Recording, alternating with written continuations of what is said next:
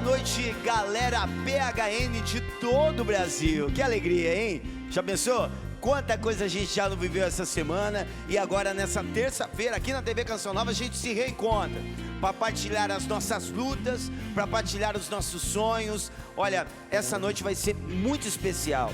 Será que você não está precisando dessa injeção de ânimo aí na sua vida? É verdade, né? Muita coisa a gente vive e essa noite vai ser especial, eu tenho certeza.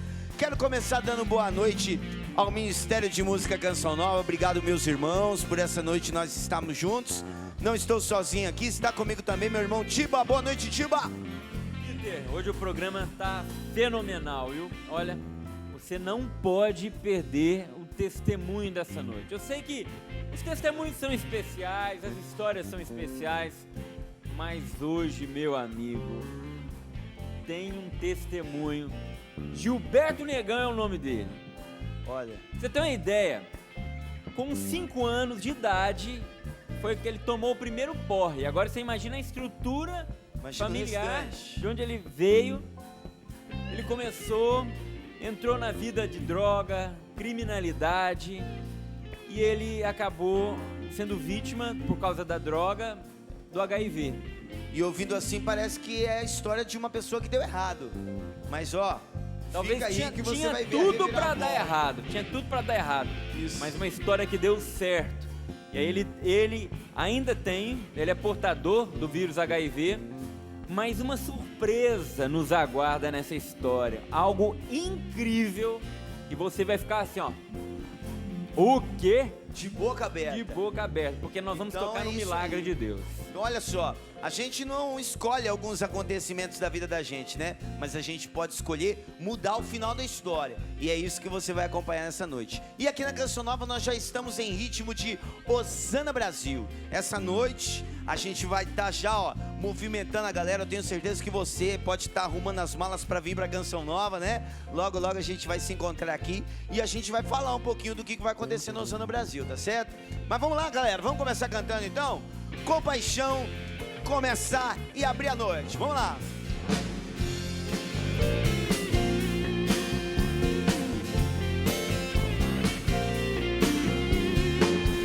Compaixão é um jeito profundo de amar, penetrando a dor que não deixa gritar. Sente tudo e não precisa explicar.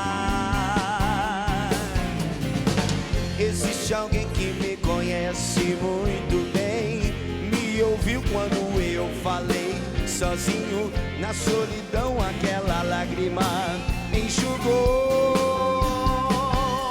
Compaixão, alegria e salvação.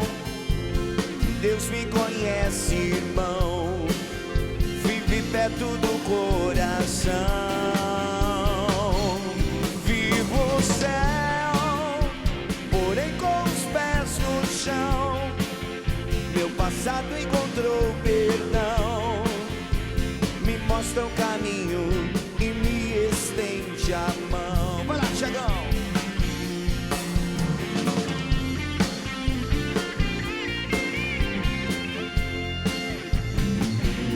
Vamos lá então, vai!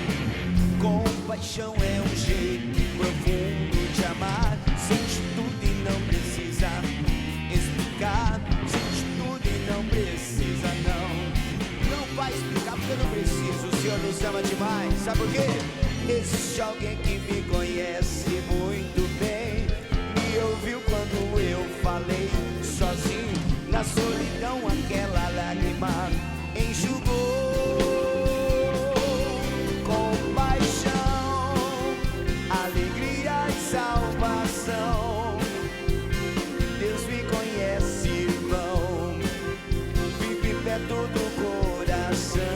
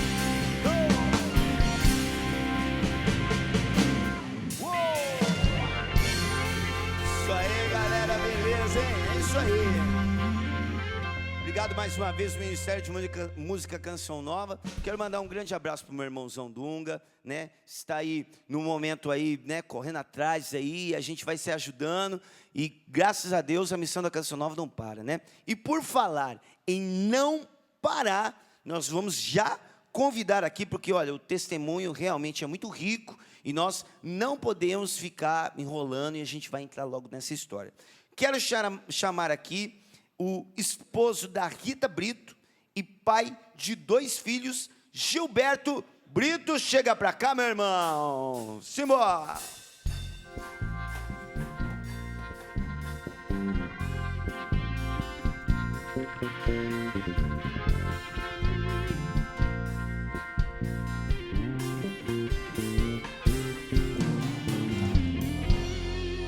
Gilberto Brito, primeiro boa noite, meu irmão. Eu imagino que deve ter muita gente te acompanhando agora, né? Galera que te conhece. Então você já pode mandar o seu boa noite, cumprimentar o pessoal que está em casa também. Fica à vontade aí. Boa noite, Peter. É um prazer enorme estar aqui na Canção Nova para estar dando meu testemunho.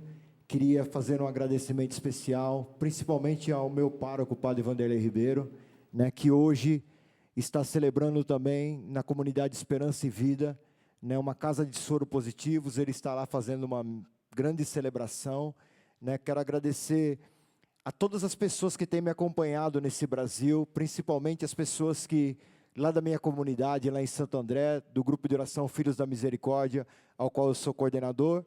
Quero fazer um agradecimento especial também ao prefeito da minha cidade, que tem dado um suporte, né, todo especial nessa prevenção, nesse diagnóstico, nesta luta contra a AIDS. Realmente, o nosso prefeito, que se chama Carlos Grana, né, ele tem abrido as portas das escolas para que eu possa dar o testemunho, né, e falar daquilo que Deus fez na minha vida, né. Então, eu quero mandar esse abraço enorme para essas pessoas que têm me acompanhado durante esse Brasil afora.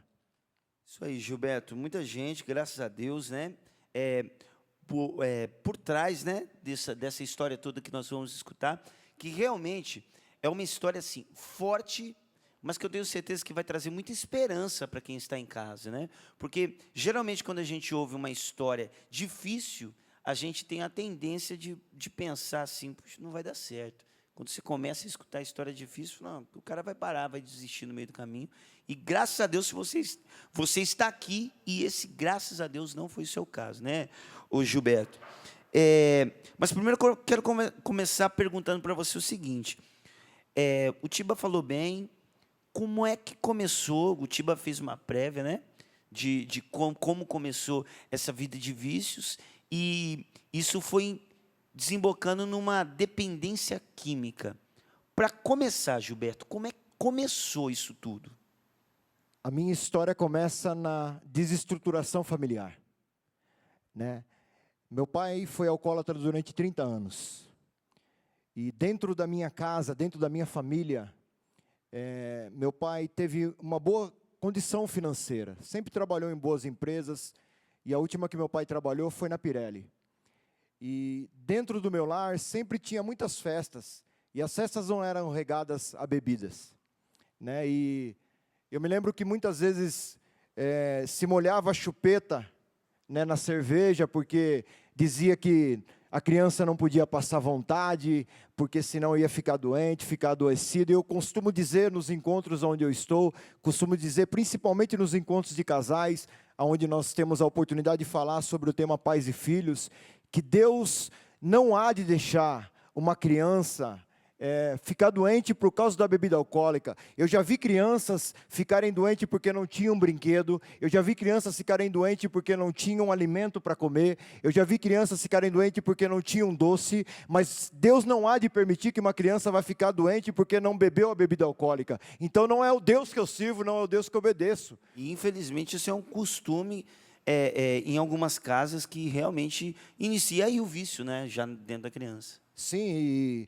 e eu fui criado dessa forma, né? E eu costumo dizer assim que os pais são os espelhos, né? Muitas vezes espelho como espelho de banheiro, né? Quando você acaba de tomar banho, aquele espelho embaçado, que você não consegue limpar, mas não deixa de ser um espelho, né? Então tem muitos pais que são assim para os filhos, né? E a primeira vez que eu fiquei embriagado, pasmem, mas eu tinha 5 para 6 anos de idade. Por quê? Porque era habitual ver o meu pai bebendo. Então eu também peguei um copinho de vinho numa festa que estava em casa, né? Muitas pessoas bebendo, tomei um copinho e foi suficiente com a pouca idade que eu tinha para ficar totalmente embriagado. Comecei a dar piroleta no meio da sala, as pessoas achando engraçado, achando bonitinho, né? E acabei dando uma cabeçada no vaso e estourei minha testa, né? Ali o primeiro porre já. Foi o primeiro porre, né? Depois meu pai quis me agredir porque não era para chegar a bebida na minha mão, não podia ter chegado, mas o exemplo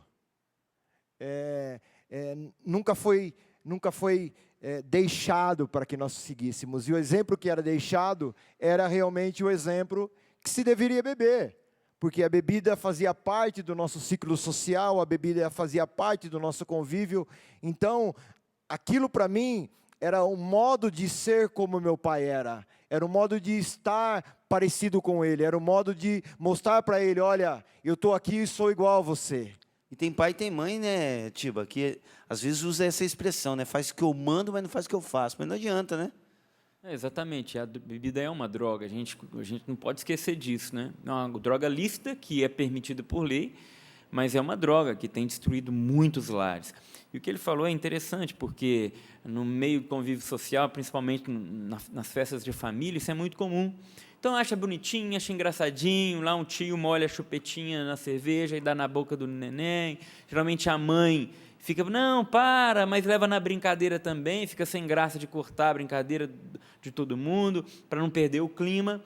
E a gente está vendo as consequências sérias dessa brincadeira dentro de casa, não levar uma coisa tão séria, tão grave, a sério como deveria levar. Justamente. E é tão sério porque, assim, nós que trabalhamos com recuperação, né, hoje eu não tenho uma chácara, mas eu estou envolvido em várias comunidades que trabalham com recuperação.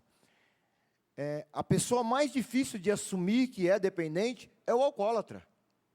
Né? E muitas vezes, eu bebo com meu dinheiro, eu trabalho, sou responsável, mas está destruindo a casa, está destruindo a família, está destruindo o convívio social, mas para ele não consegue reconhecer que ele é um dependente de droga, né? Porque está aí em todos os cantos, em todos os bares, para ele beber. Você fala, eu bebo socialmente, mas socialmente, Vai bebe. dando desculpa para o próprio vício, né? Sim, não, só bebo no final de semana, mas no final de semana enche a cara.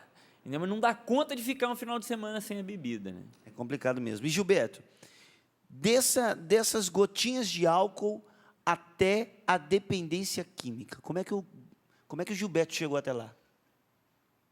Eu comecei nos bailinhos de criança e eu costumo dizer que eu era o único negro naqueles bailinhos de garagem, né? A molecada hoje chama de balada, eu chamava de bailinho. Né? Se reunia com 10, 12 menininhas numa garagem qualquer. Quantos anos, Gilberto? Eu tenho 43. 43 anos. Né? Então, sou da época do disco de vinil. Sim. Mas negão não fazia sucesso. Né? Então, todo bailinho eu ficava sozinho. Né? Então, as menininhas não queriam dançar comigo, até que apareceu uma banguelinha. Né? Ela só tinha o zagueiro e o centroavante. Meu Deus, quando eu olhei ela, eu falei, bom, eu sou negão, mas também não quero dançar com essa banguela, não. Mas foi a única que sobrou. Né? Foi a primeira vez que eu dei uma beiçada, porque eu costumo dizer que preto não beija, preto dá beiçada. Né? E para mim foi bom, porque foi diferente. Né? Foi a primeira vez que eu me senti alguém, porque essa história, né, passa dentro de casa, vai para a escola. E, na minha época, ser negro dentro de uma escola pública era terrível. Né? Era o macaco, era o carvão, né? Era a pessoa do cabelo duro, era a pessoa que não tinha amigos, era a pessoa excluída. Né? Hoje tem muito se falar de bullying, mas quanto a gente já não viveu lá atrás. E com 13 para 14 anos de idade, eu comecei a frequentar uma balada, que a grande maioria é de gente negras, lá em Santo André, chamado Clubhouse. Lá foi realmente o derradeiro momento. Né? Primeiro eu comecei com toda a história de alcoolismo. Com 14 anos, eu já chegava embriagado todo final de semana em casa. Eu me lembro um fato que aconteceu na minha vida, que um final de semana eu bebi tanto, que eu fui descer do ônibus, pensei que o ônibus estava parado, mas o bendito do ônibus estava andando. Pisei o pé no chão, ralei metade do corpo. Minha mãe não dormia enquanto nós não chegávamos, né? Ela ouviu o portão abrir, mas ninguém entrou. Quando ela viu que eu estava caído, ela me colocou na cama, tirou minha roupa, viu que eu estava todo machucado, passou aquele remédio que, graças a Deus, não dói nada, chamado Metiolite. Sim, quem tem mais de 30 aí lembra, né? Aquele branquinho, eu costumo dizer que aquele branquinho foi o capeta que inventou, porque aquilo lá não era de Deus não, pelo amor de Deus. Aquilo na hora que batia no machucado, você podia soprar 3 dias sem parar. E ainda a mamãe falava assim, não dói nada, ó. Né? Aquele negócio queimava, né? Minha mãe me cobriu, dorme com os anjos, eu fui acordar no outro dia, eu fui mexer a perna, ai. Fui mexer o braço, doeu mais ainda. Quando eu fui tirar a coberta estava toda grudada no corpo. Só saiu debaixo do chuveiro, irmão. Né? Aprendi a lição, não. Porque geralmente o filho é assim. Escuta o pai, né? Geralmente as palavras entram por um ouvido e saem pelo outro. E com 13 para 14 anos de idade, no final do ano, foi quando eu comecei a fazer uso de um entorpecente chamado maconha. Primeira coisa que eu pensei, Peter, eu paro a hora que eu quiser. Segundo, eu sempre vou ter controle. Terceiro, eu nunca vou ser um viciado. É o pensamento de todo dependente de droga. Maconha não faz mal, é natural. Porque tá aí, e hoje a molecada, o que está consumindo de maconha, não está escrito. Ainda na minha época, você ainda fumava escondido, né? Dava uma disfarçada. Hoje não, hoje a molecada acende um baseado na rua, desce a rua da casa, vai para a escola, vai para o trabalho, não está nem aí de mostrar para as pessoas que está fumando, que é dependente de droga. Levanta bandeiras ainda, né? De legalização, né, Tiba? Justamente, tem políticos no Brasil que levantam essa causa, partidos que querem a legalização da maconha. Legalização essa que, olha o fruto, né, do uso desse entorpecente. E a gente tem, quantas vezes a gente tem trago aqui no PHN pessoas que, viciadas em crack, cocaína, se perderam no mundo das drogas, e a gente nota aqui nos testemunhos, começou como? Maconha. Justamente, e a gente tem certeza, sim, que são pessoas que, se fossem falar dessas coisas ruins que experimentaram, gostaria de viver de novo? Tá aí os testemunhos aqui falando, ó, porque esses testemunhos que vêm no PHN, é bom falar isso, esses testemunhos que vêm aqui no PHN, você que está em casa, pode até achar repetitivo, mas por que vai lá o pessoal falar? Mas é para você, meu querido, não experimentar aquilo que aqui nós estamos mostrando que não faz bem. Então, se for necessário a gente repetir até os confins da terra, isso que está sendo proclamado aqui no PHN, nós vamos fazer, e o PHN não vai acabar. Porque enquanto tiver gente precisando ouvir a verdade, a gente não vai parar de falar a verdade. A gente não vai deixar de trazer a verdade para cá. Então, somos repetitivos. Você talvez já acompanhou o PHN, acompanha o PHN há mais de 10 anos, há mais de 15 anos. Repetitivo, não é? Mas tem muita gente que ainda está precisando ouvir a verdade. Por isso a gente continua e por isso a gente ainda diz, hoje não. Hoje eu não vou mais pecar. E é fácil, Peter, levantar a bandeira, como foi falado dos políticos. Olha, vamos legalizar. É fácil levantar a bandeira quando você não tem um filho drogado em casa. Quando você não sabe a dor que a família tem. Quando você não sabe o sofrimento que a droga causa no coração de uma pessoa. Né? A destruição psicológica que a maconha causa, né? As sequelas que ela causa dentro do interior da mente de um ser humano. Então é fácil levantar essas bandeiras porque eu não tenho lá em casa um dependente. Né? Eu quero ver aquele que está com dor levantar uma bandeira dessa. Justamente. E Gilberto, veio essas experiências das drogas, que começou, como a gente disse aqui, você disse, começou lá na infância e a coisa vai crescendo, o vício vai crescendo, né? Vai envolvendo, vai chegando sorrateiro, de repente prende a gente, e aí quando a gente percebe que não tem mais para onde ir, parece que a nossa consciência ela vai ficando amortecida, e aí o pecado já não tem tanto peso, o erro não tem tanto peso, e aconteceu com você algo que realmente nós precisamos tocar, precisamos falar, até a sua descoberta de uma doença, realmente, podemos dizer que assolou e assustou muita gente, assusta ainda hoje muita gente, que é o vírus do HIV. Como é que aconteceu? Como foi até chegar a esse ponto de você adquirir e descobrir a doença? A doença é uma doença progressiva, como nós falamos da dependência. Eu comecei com baseado, mas eu comecei a comprar muita quantidade de droga. Eu cheguei a comprar, por diversas vezes, mais de meio quilo de maconha. Não era para vender, era para consumo. Né?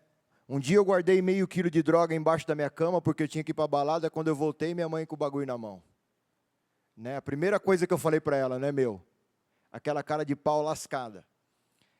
2 meses depois, estou eu na boca de tráfico, numa terça-feira, 7 horas da noite, comprando mais meio quilo de droga. Eu falei, agora eu estou esperto com a véia. Fui no fundo do quintal, cavuquei um buraco, enterrei o bagulho, pisei na terra, olhei para a terra, falei, aqui ninguém te acha. E saí para fumar. Quando eu volto, minha mãe com a droga na mão. Tive que perguntar para ela, como que a senhora achou? Ela falou para mim, eu fui plantar couve no fundo do quintal. Né, eu falei, meu Deus, plantar couve em cima do bagulho? Né, isso não é possível. Eu costumo dizer que toda mãe tem algo chamado dentro da religiosidade que a gente chama de graça de Estado. É uma graça sobrenatural para que a mãe conduza a vida do filho. E já dá para perceber, Gilberto, que a sua mãe foi muito importante, né, para você nesse Foi sentido. importante, presente. A minha mãe era aquele tipo de mulher que, enquanto o último filho não entrasse para dentro, ela não ia dormir. Não importasse o horário. Sempre foi uma mulher muito cuidadosa com as coisas da casa, sabendo das debilidades que os filhos tinham. Né? Os meus irmãos, alguns tinham problema com álcool, mas eu tinha uma dependência mais aguda, que era a dependência das drogas. E meu pai, por outro lado, meu pai tinha dependência também, e por outro lado também acabava, muitas vezes numa briga, numa discussão, acabava agredindo a minha mãe, fisicamente. Né? Porque era uma família desestruturada. E para mim, ter um passo maior, o meio que eu convivia propiciava isso. Então eu comecei a cheirar a cocaína, e uma droga que estava em evidência em 1987 era algo chamado BAC, cocaína injetável na veia. Então eu comecei a fazer uso dessa droga. Comecei a sofrer as dependências dela, porque quando eu não tinha droga para usar, eu ia para uma cama, Peter. Eu tinha calafrios, eu tinha dores abdominais. Quem já assistiu o Cristiane F., quem já assistiu Diário do Adolescente, eu tinha as mesmas reações. Por quê? Porque eu não tinha droga para usar. Não era sempre que eu tinha dinheiro para comprar. Não era sempre que eu tinha como manter.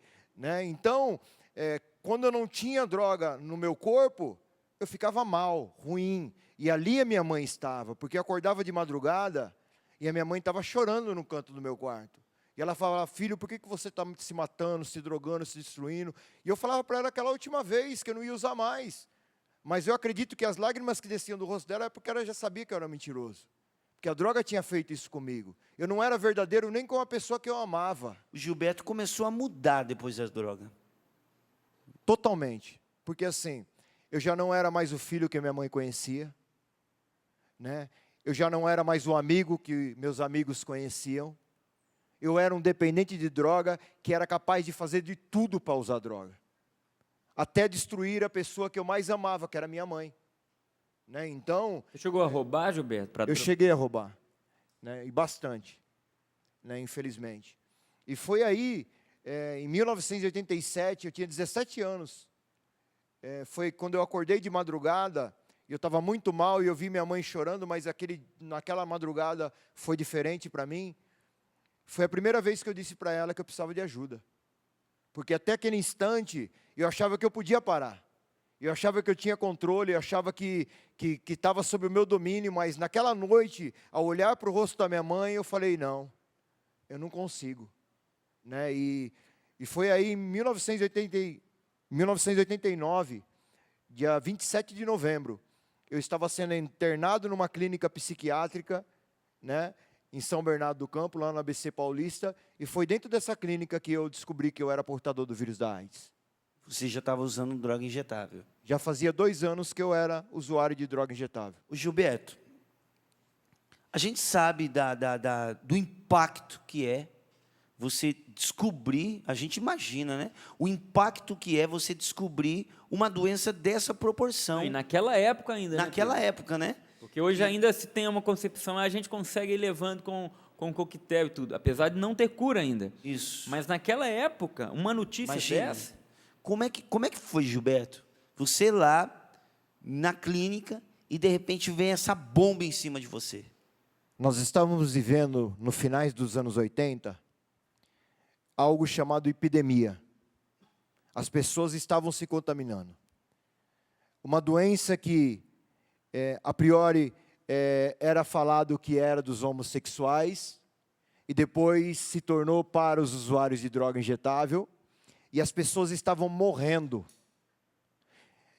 Quando eu disse para você que, no início, que hoje meu pároco está visitando uma casa chamada Casa Esperança e Vida em Campinas, a casa do Robertinho, eu tive a oportunidade de visitar essa casa nos anos 90, no início dos anos 90, a casa estava lotada de portadores do vírus da AIDS. Por quê?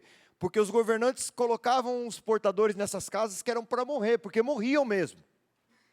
E quando eu descobri isso, irmão, a minha visão era das pessoas que morriam. Então, resumo, o chão saiu do meu pé, meus sonhos acabaram, e naquele dia, muito mais do que ter uma doença que não tinha cura, a minha vida acabou. Eu nunca tinha chorado na frente de nenhum homem antes, porque tinha uma lei na lei do crime. Né? Malandro não chora na frente de homem. Né? Mas quando o médico disse para mim que eu tinha 3 anos de vida, porque era pouca informação, não tinha medicamento, não sabia o que fazer. E ainda tinha um preconceito das pessoas, né? Porque eu me recordo também dessa época que tinha medo até de chegar perto das pessoas que eram portadores, né? Sim, os talheres eram separados, roupa de cama, toalha. E eu tinha um sonho muito forte no meu coração.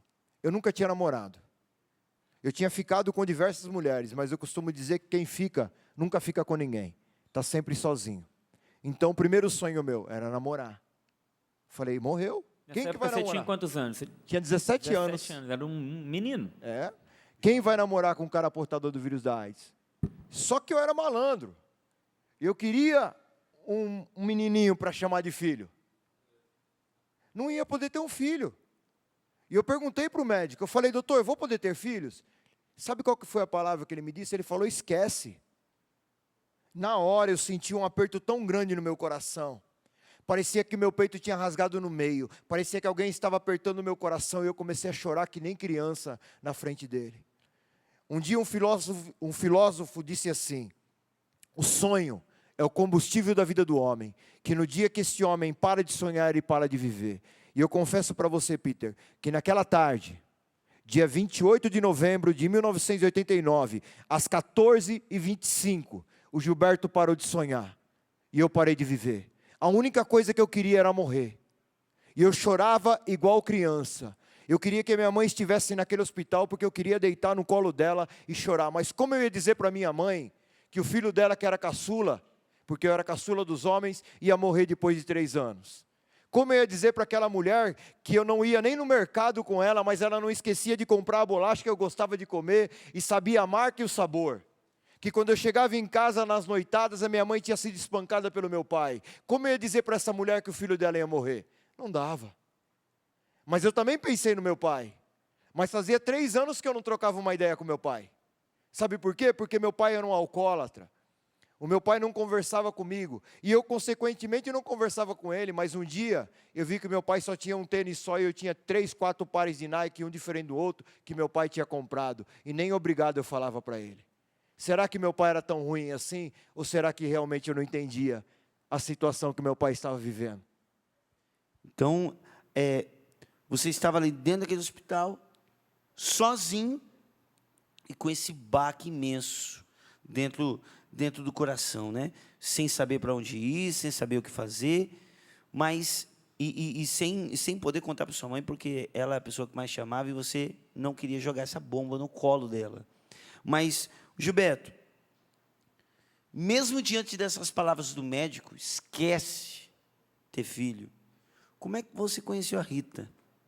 A Rita, eu conheci ela exatamente 30 dias antes de eu ser internado. Eu contei para vocês a situação que eu passava quando eu não tinha droga. Né, a situação de ficar doente, de ficar mal. E um dia eu conheci a Rita num salão de baile. Né? A morena olhou para mim, porque eu sou um nego bonito, né, e não é de se jogar fora. Né? Ficou apaixonada pelo negão, e negão tem um bico doce. Né? Ela chegou, bem, se aproximou, nós damos uma beiçada, ficamos juntos.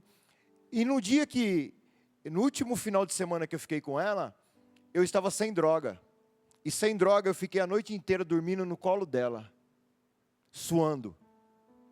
Numa terça-feira ela liga na minha casa e eu havia sido internado. E fomos se encontrar de novo depois que eu saí da clínica. Só que um homem só pode ter uma mudança verdadeira se ele tem um encontro pessoal com Deus. Eu tinha me debatido com a realidade da minha vida de drogadição, de prostituição, mas eu não tinha tido um encontro com Deus dentro daquela clínica, porque era um hospital psiquiátrico. E quando eu saí de lá, que eu voltei a conviver com a Rita, eu me deparo com uma menina que diz para mim com 15 para 16 anos que ela era virgem. Eu falei, tô feito, eu não vou perder esse filezinho, né? Não conhecia Deus, não conhecia ninguém. Troquei uma ideia com ela, tivemos a nossa primeira relação sexual na sala da minha mãe, uma relação sexual totalmente de qualquer jeito, que eu tenho certeza que machucou profundamente o coração dela, a feriu, e eu não disse para ela que eu era portador.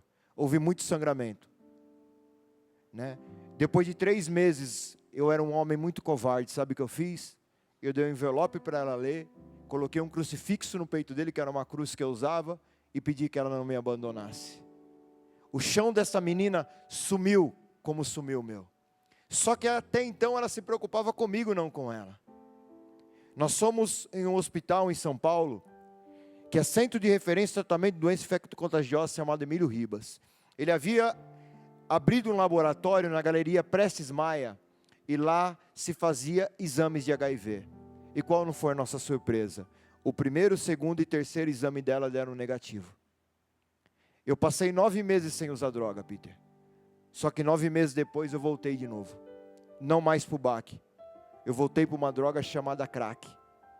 A Rita se tornou viciada em cocaína, em maconha, em álcool. A vida dela foi desregrada, destruída por um menino, por uma pessoa ferida. Que a única coisa que ele sabia fazer e aprendeu a fazer foi machucar a vida das outras pessoas, porque ele havia sido machucado também. Então, eu repetia na vida das outras pessoas aquilo que tinha acontecido comigo. E dentro dessa história de vício do crack, o único meio de se pagar tudo isso foi através de assalto a mão armada, e eu comecei a roubar muito, irmão. E num desses assaltos, tudo errado, a pessoa que estava comigo foi presa em flagrante e eu consegui fugir da polícia. A Rita começou a morar comigo numa casinha, num quartinho 2,5 por 3,5. E ali, um dia essa menina veio me dizer que ela estava grávida. Eu fugi da polícia, portador do vírus da AIDS, e ela vem falar para mim que ela estava grávida. Sabe o que eu disse para ela? Eu não quero esse filho. Quando a gente está ferido, a gente machuca muitas pessoas. E a única solução para ela foi fazer um aborto. Hoje era para mim ter um filho de 25 anos. Se não tivesse acontecido esse aborto. Nós batizamos essa criança, colocamos o nome dela de Francisco, confessamos esse pecado, mas é uma machucadura que nunca sai do coração. Só um pouquinho, Gilberto. Tem muita gente aí tentando querer resolver um problema, causando outro. Tem muita gente tentando vencer uma adversidade, cometendo uma atrocidade pior.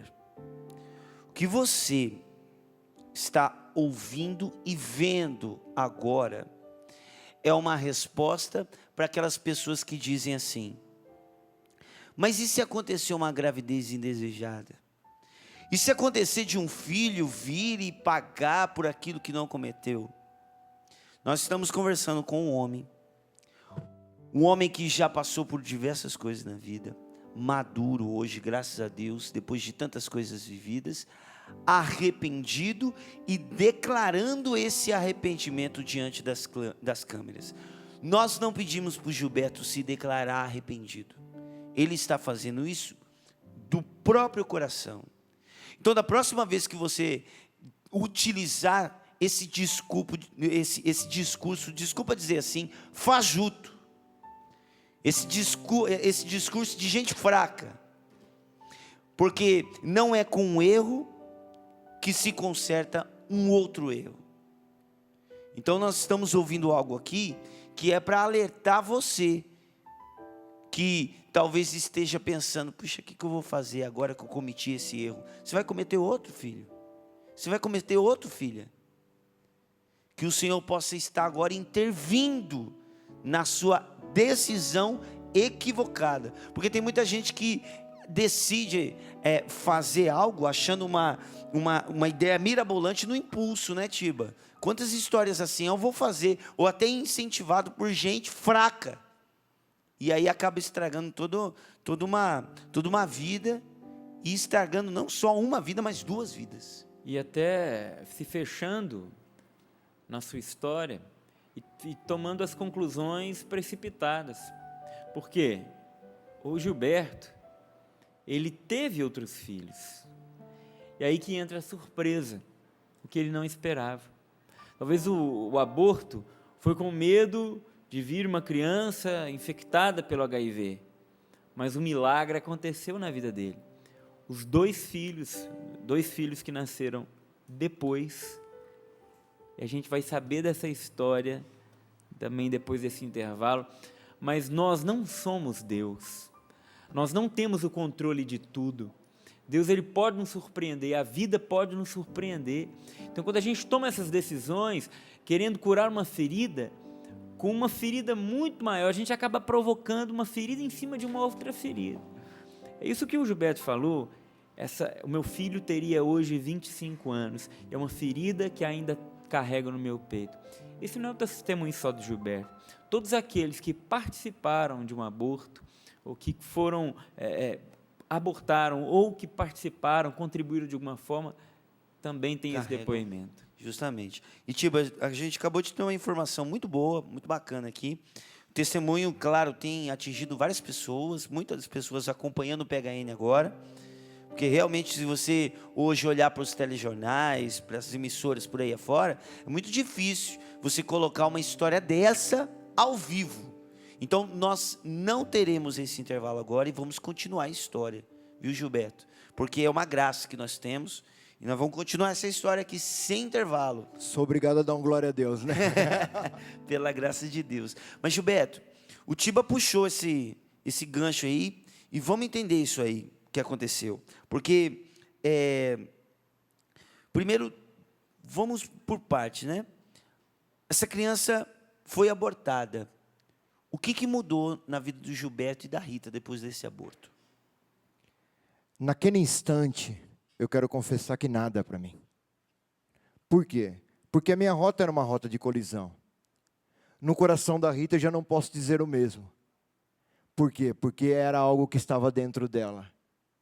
Né? E o aborto provoca uma cicatriz muito maior na mulher do que no homem.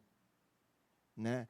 E para ela isso a jogou ainda mais no buraco. E você notou a diferença nela depois disso? Não. Não, porque a minha dependência era muito aguda. Qual era o ponto de vista meu? O meu umbigo. O Senhor leva para dentro de mim, eu não via o sofrimento, eu não via a dor, eu não via a tristeza, eu não via o brilho do olhar apagar daquela menina, né? Como se fecha as luzes e apaga e fecha as cortinas de um teatro, assim estava acontecendo com a vida dela, e eu não via desta forma. Mas, como de todo mal, Deus sempre tira um bem. Quando eu estava fugindo da polícia, nesta casinha, vem uma mulher, que deve estar nos assistindo, a dona Alice, falar de Jesus para mim. falar que Jesus podia mudar a minha história, né, que tinha jeito. Falei para ela, mas quem vai mudar a minha vida, minha senhora? Olha a situação que eu estou armado, estou fugindo da polícia, olha quanta droga eu tenho aqui. Quem vai mudar a minha vida? A mulher tinha uma autoridade de Deus, ela apontou o dedo no meu nariz e falou, Deus pode tudo, filho. E me levou para um lugar que eu costumo dizer que só vai gente louca, chamado grupo de oração. Porque eu cheguei no grupo de oração, o povo todo dançando, tinha quase 1000 pessoas no grupo de oração. Lá na frente, um rapaz carequinha, mais ou menos igual esse carequinha assim, né? Era o mais bonito do grupo. Era mais bonito. Estava lá. Rapaz, eu falei para minha mãe, vamos sentar lá na frente que eu quero olhar para a cara daquele careca. Porque o cara me incomodou, né? Ele me chamou a atenção. E era Deus que estava nele. E chegou o momento da oração, ele disse assim, jovem, você que tem problema com álcool e droga, levanta da sua cadeira, entrega a sua vida para Jesus, ele está ali. E lá no fundo da igreja, ele apontou uma caixinha pequenininha chamada sacrário. Eu fiquei indignado. Falei para minha mãe, vamos embora. Minha mãe me falou, mas por quê? Eu falei, vamos embora, mãe. A senhora me trouxe aqui para parar de usar droga. Esse cara é mais louco que eu, não está vendo que lá não cabe nem a cabeça do cara? Vamos embora. A minha mãe levantou, passou o braço dela em volta do meu pescoço e falou a frase mais linda de toda a minha vida. Ela olhou bem no fundo dos meus olhos e disse assim, cala a boca. Na hora, irmão. O braço da negona é desse tamanho, parece anaconda. O rapaz repetiu o convite. Eu não sabia que Jesus estava ali. Então eu fiz a minha primeira oração da minha vida, sem saber que era uma oração. Eu levantei da minha cadeira, me dirigi até o sacrário e disse assim, cara, se você está aí dentro mesmo, muda a minha vida. E depois daquele dia eu nunca mais usei droga. Eu tive um encontro pessoal com Deus. Eu tive um encontro pessoal com Jesus de Nazaré. Eu tive um encontro pessoal com o transformador de almas. Aquele que mudou a história e o rumo da minha vida. Naquela noite eu fui amado por Deus. Eu fui liberto por Jesus que morreu na cruz por mim. Naquela noite eu senti o que era ser amado pela misericórdia de Deus. Né? Mas não somente eu, porque quem estava comigo? A menina ferida. A menina machucada. A menina destruída chamada Rita. Ela não quis levantar, mas como eu disse, o braço da minha mãe era forte. Minha mãe deu um cutucão na magrela, tadinha. Foi parar lá na frente junto comigo.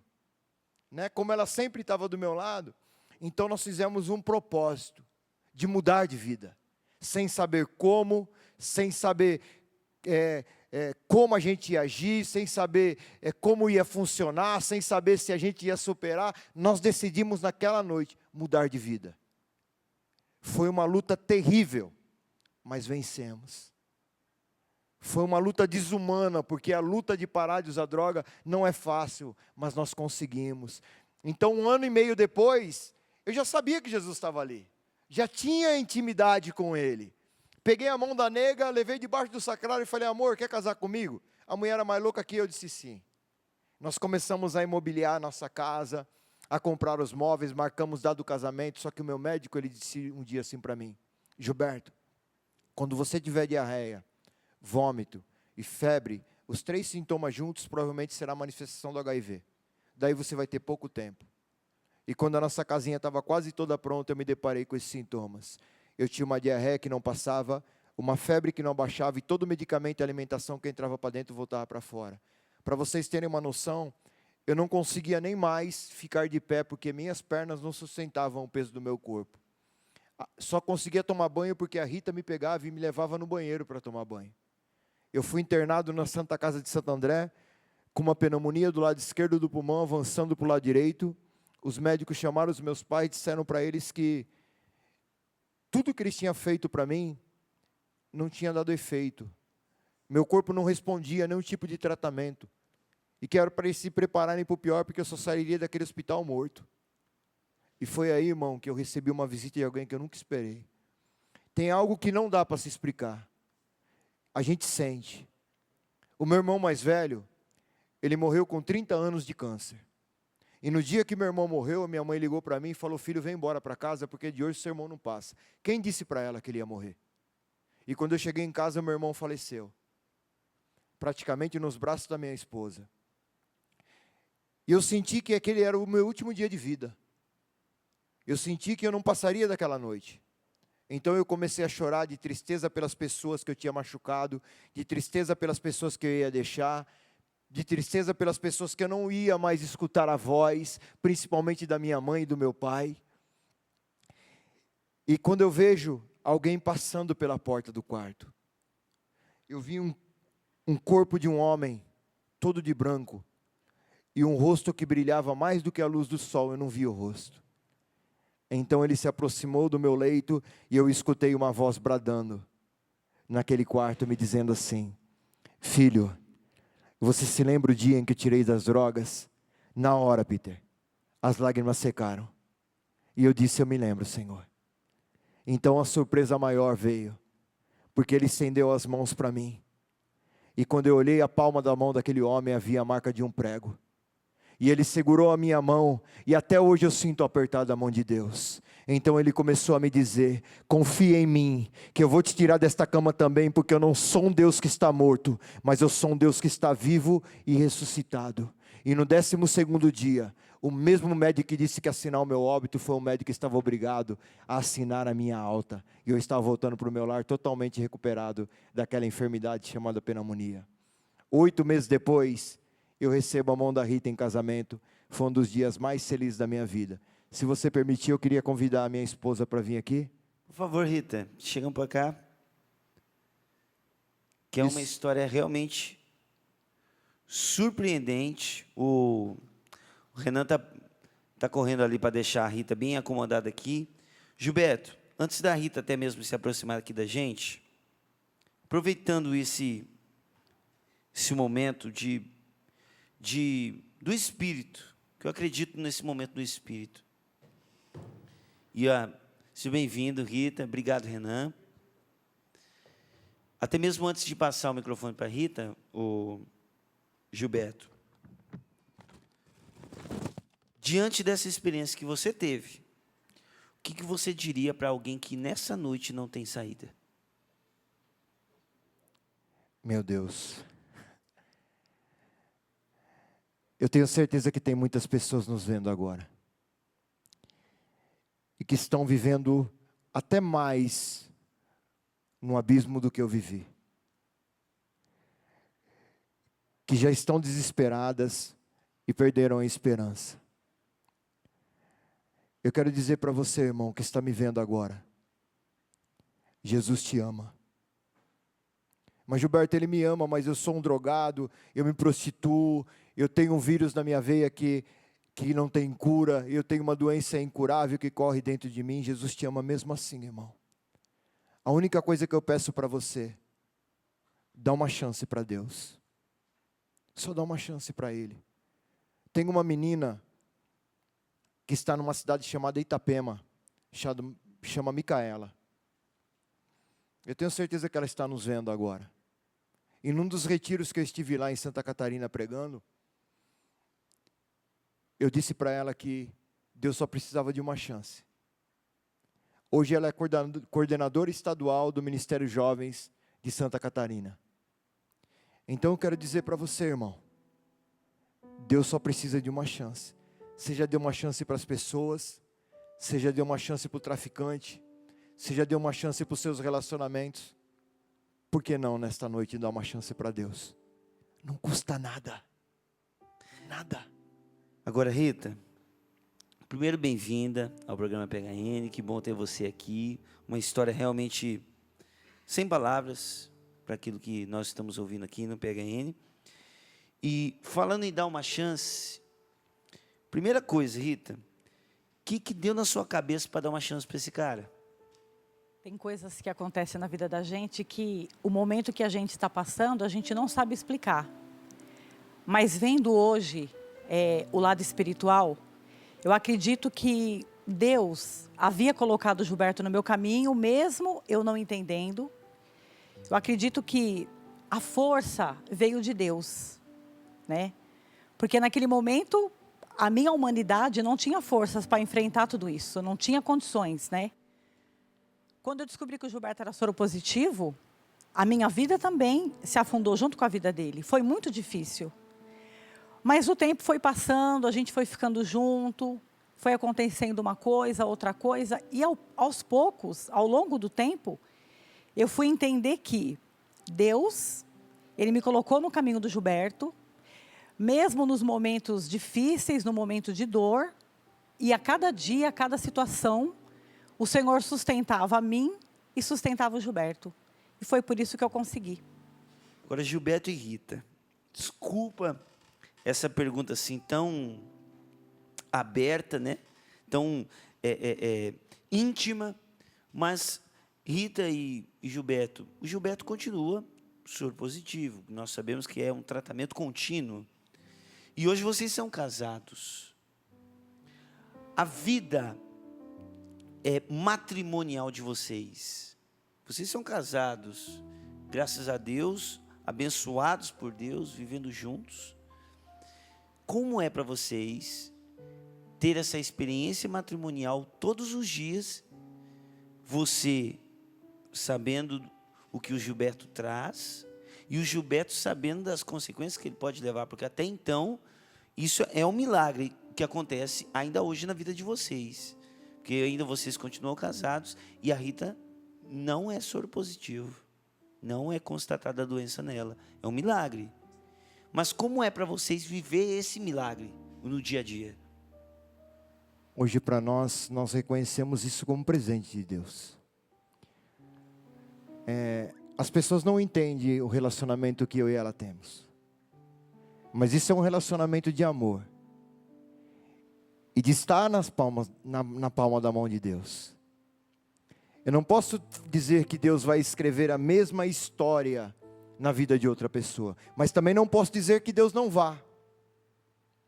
Mas esta história que Deus escreveu e continua escrevendo no meu relacionamento, no relacionamento dela, é tremendo.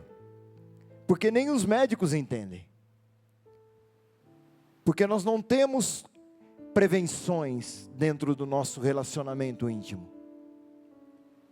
E medicinalmente falando, era para a Rita ser uma portadora do vírus da AIDS. E por que não acontece? E vocês têm 2 filhos. 2 filhos. Você ficou com medo, Rita, quando veio a notícia da segunda gravidez? Porque o primeiro foi abortado. Não, o primeiro aborto, né? Mas o momento que nós estávamos na presença de Deus, então quando nós juntos tomamos a decisão de sermos pais, a gente começou em oração, o tempo todo. Até o momento que a gente concebeu, a gestação inteira da minha parte, eu ia para a Santa Missa, recebia a Eucaristia, sempre colocando a mão na minha barriga e pedindo para Deus ter misericórdia de mim e da criança que estava sendo gerada, sempre confiando plenamente em Deus. Não tentando a Deus, mas confiando naquilo que Deus é capaz de fazer na nossa vida e fez. Esse grande milagre, né? De ter o segundo filho e de ter o terceiro filho. Sempre confiando.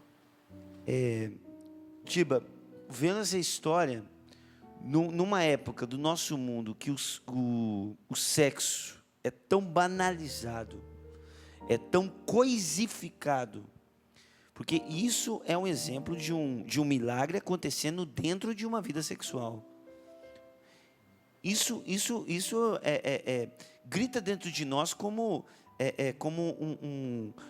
um pedido para que o sexo ele seja mais uma vez santificado nas nossas conversas, nas nossas palavras, na nossa vida. A vida sexual tem sido tratada de forma pejorativa, né, Tiba? E é um milagre diante dos nossos olhos aqui, né?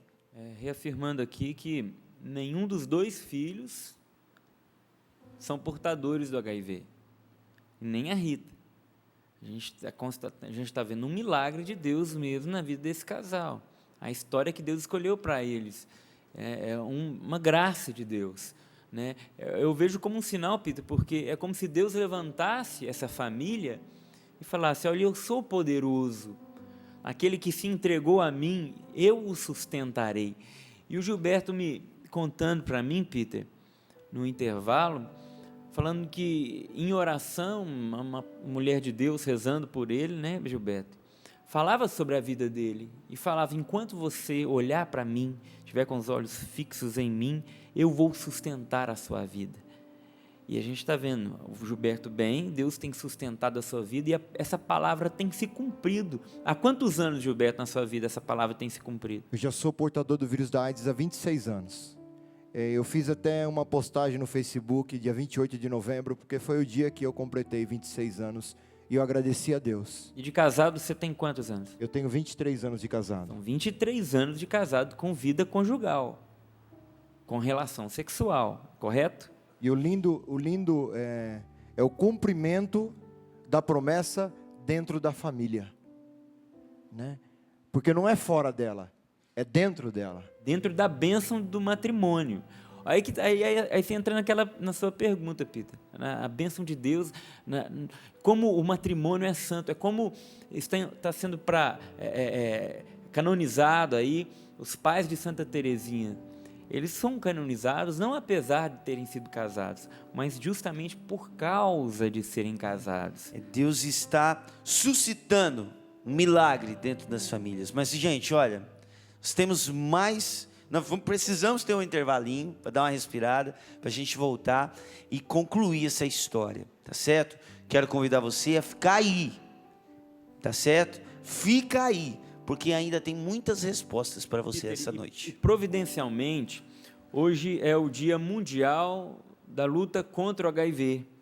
Eu não sei se a produção pensou nesse dia para trazer eles, né? Deve ter já pensado. Foi inspirado, Sim. né? Foi uma inspiração. E o interessante é que a gente traz uma proposta diferente do que a grande mídia está trazendo sobre a contaminação HIV. E eu quero mostrar aqui justamente uma fala de um grande especialista no assunto a respeito da igreja.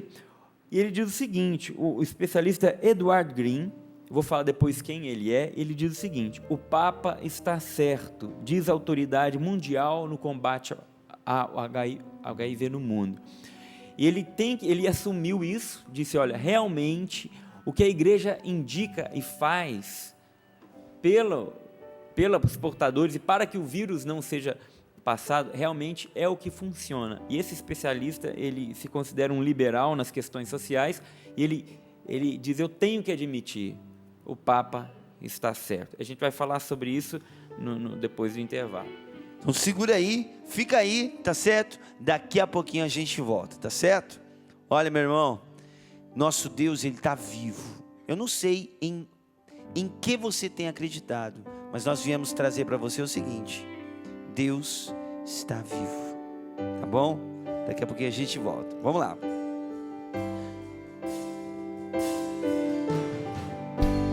Deus vê o coração, sonda com compaixão e sabe o tamanho da sua dor. Ele não pode impor limites no seu amor, pois sabe até onde vai todo pecador. Quem nunca chorou? Lágrimas são suor de almas que lutam só Deus pode entender que lhe causa dor. Pensa no teu Senhor, recorra ao teu amor e crê, Ele é fiel, justo é o seu amor. Para hoje, meu irmão, por hoje não. Para